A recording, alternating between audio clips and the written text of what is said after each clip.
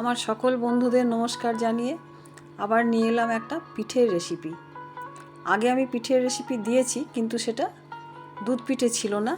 তাই ভাবলাম চলো আজকে একটা দুধ পিঠের রেসিপি বন্ধুদের সঙ্গে শেয়ার করি।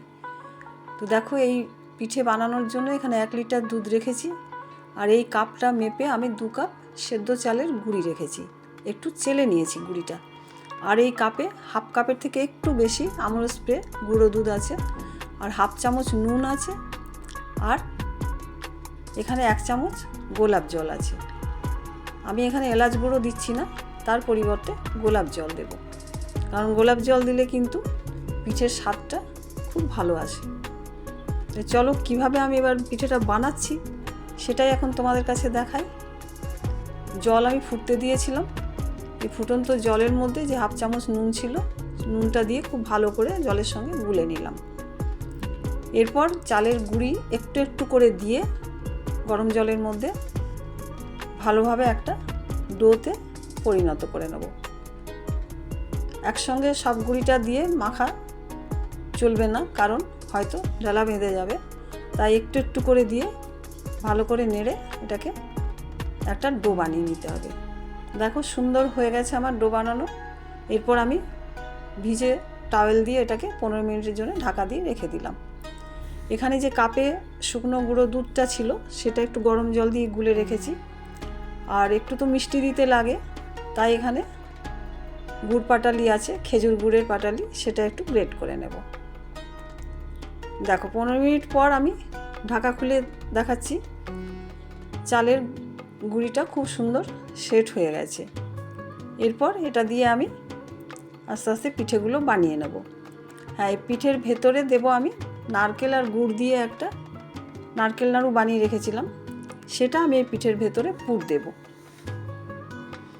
দেখো পিঠেগুলো আমার বানানো হয়ে গেছে। এইভাবে প্রথমে গোল করে রেখে ভেতরে এইভাবে নারকেলের পুরটা দিয়ে তারপর 2 দিক থেকে বন্ধ করে এইভাবে আমার পিঠেগুলো তৈরি হয়েছে। 2 কাপ চালের গুঁড়ি দিয়ে 33 পিস আমার পিঠে বানানো হয়েছে। এরপর এই পিঠেগুলো আমি প্রথমে গরম জলে একবার ভাপিয়ে সেদ্ধ করে নেব। এই শীতের দিনেই কিন্তু এই পিঠে পুলি বলো খেতে কিন্তু খুব ভালো লাগে। তো চলো কিভাবে আমি গরম জলে ভাপাই সেটাই এখন দেখাচ্ছি। অনেক আগে আমি জলটা ফোটার জন্য বসিয়ে দিয়েছিলাম। এই জলটা ভালোভাবে ফুটলে তারপর বাষ্পটা ওপর দিকে আসবে। দেখো টকবক করে জল ফুটে উঠেছে। এরপর এখানে আমি একটু তেল দিয়ে দিলাম, কারণ পিঠেগুলো যাতে ওই বাসনটার সঙ্গে না আটকিয়ে লেগে যায়। তারপর আস্তে আস্তে পিঠেগুলো দিয়ে 15 মিনিটের মতো আমি ঢাকা দিয়ে সেদ্ধ হতে দেব। আমার সব পিঠেগুলো একবারে সেদ্ধ হবে না, তাই আমি এটা 2 বারে সেদ্ধ করে নেব। দেখো এটা আমার প্রথম ব্যাচ সেদ্ধ হয়ে গেছে। এটাকে নামিয়ে রেখে পরের পিঠেগুলো আবার আমি এইভাবেই সেদ্ধ করে নেব। দেখো আমার পিঠেগুলো সব সেদ্ধ হয়ে গেছে, 2 বারে সেদ্ধ হয়েছে। এরপর এই পিঠেগুলো দুধের সঙ্গে আবার ফুটিয়ে ঘন করে সেদ্ধ করব। তাই দুধটা আমি 1 লিটার দুধ আগেই বসিয়ে রেখেছিলাম একটু কমিয়ে নেওয়ার জন্য। এরপর সেখানে যে গুঁড়ো দুধটা ছিল গুলে রেখেছিলাম সেটা ওর সঙ্গে মিশিয়ে ফুটতে দিলাম।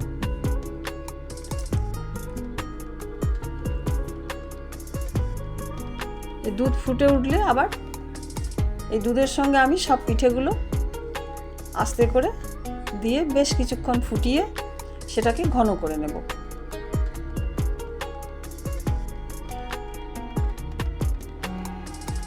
দেখো এখানে সব পিঠেগুলো আমি দিয়ে দিয়েছি। এবার একটুখানি ফুটতে দেব যাতে দুধটা আর একটু ঘন হয়ে যায়। আর শেষে দিলাম আমি যে গুড়টা ছিল পাটালি, খেজুরের পাটালি, সেটা দিয়ে ভালো করে মিশিয়ে নিলাম। দেখো দুধ আমার বেশ ঘন হয়ে গেছে। এর বেশি আমি আর ঘন করব না, কারণ দুধের জিনিস বসে গেলে আরও শক্ত হয়ে যায়। শেষে গোলাপ জলটা দিয়ে দিলাম। তারপর আলগা হাতে সব পিঠেগুলোর সঙ্গে সুন্দর করে মিশিয়ে নিলাম। দেখো এই শীতের ঠান্ডাতে কিন্তু দুধ পিঠে বা দুধ পুলি খেতে কিন্তু ভীষণ ভালো লাগে। এরপর আমি একটু ঠান্ডা হলে এটাকে বাটির মধ্যে তুলে রাখছি। পিঠে কিন্তু খুব একটা গরম খেতে ভালো লাগে না। পিঠে বা পায়েস এগুলো একটু ঠান্ডা খেতেই কিন্তু বেশ ভালো লাগে।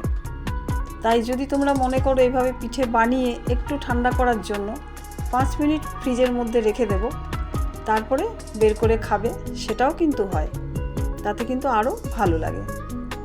দেখো আমার এই পিঠের রেসিপি তোমাদের কেমন লাগলো একবার বানিয়ে দেখো, তারপর খেয়ে আমাকে জানিও কেমন লাগলো তোমাদের আমার এই রেসিপি। ভালো লাগলে অবশ্যই কমেন্টে জানিও কিন্তু। তারপর আবার ফিরে আসবো অন্য কোনো একটা রেসিপি নিয়ে। ততক্ষণ অবধি তোমরা ভালো থেকো, আর আমিও এবার চলি, আবার আসবো পরের ভিডিও নিয়ে। টাটা।